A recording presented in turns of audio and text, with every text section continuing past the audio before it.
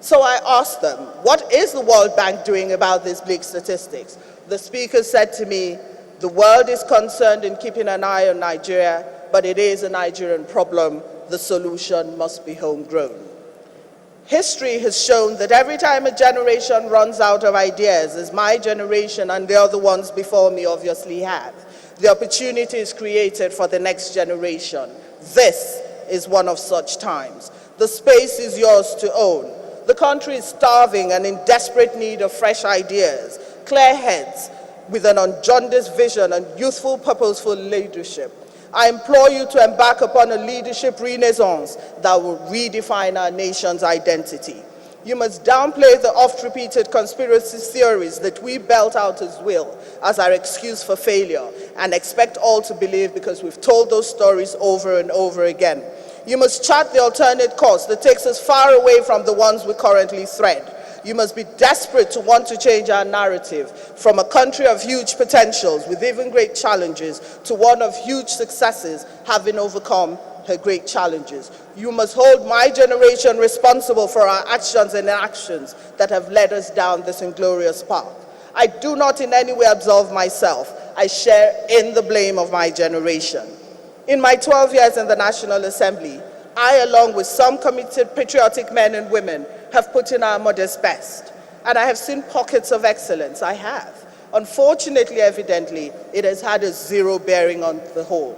I state here that for as long as children are malnourished and uneducated, for as long as we're unable to guarantee the security of our citizens, for as long as a large population of our youth are unskilled and therefore not equipped to contribute to national development, for as long as there's a feeling of marginalization in certain parts of the country, for as long as the people feel that democratic leadership does not reflect their true will, for as long as our democratic institutions are weak and cannot protect the people, for as long as our justice delivery system is questioned and people have no faith in the judicial process, for as long as our healthcare is on life support and life expectancy continues to dwindle, then whatever modest successes I may want to lay claim to have eroded in the reality of our existence.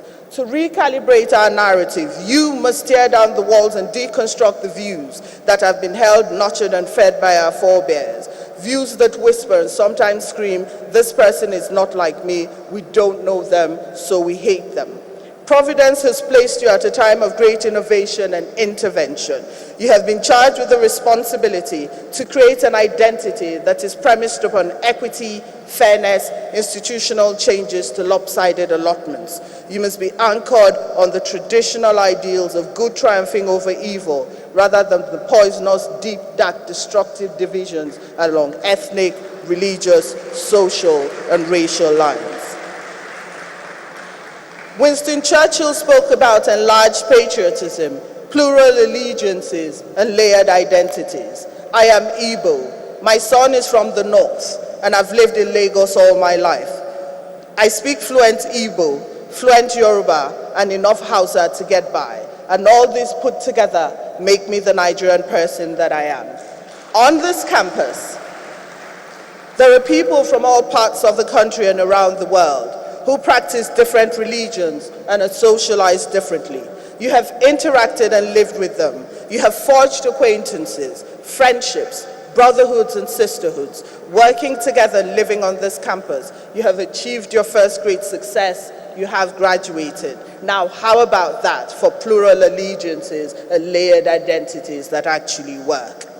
In this room, I lament the challenges you must overcome at this time. A migratory world without borders, where opportunities are not equally distributed. But I envy you also, because you're equipped with the tools you require to tackle our world. You're part of the very lucky few who have acquired the skill set to excel in a world where democratization of information ensures that a qualified citizen anywhere in the world is at home everywhere in the world. It is said that knowledge and skills are the global currency for 21st century economies, and you have that already. Never in the history of mankind has the phrase, "the world is your oyster," been more true.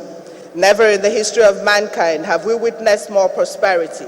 Never in the history of mankind have we had more numbers of innovative young people create so much wealth.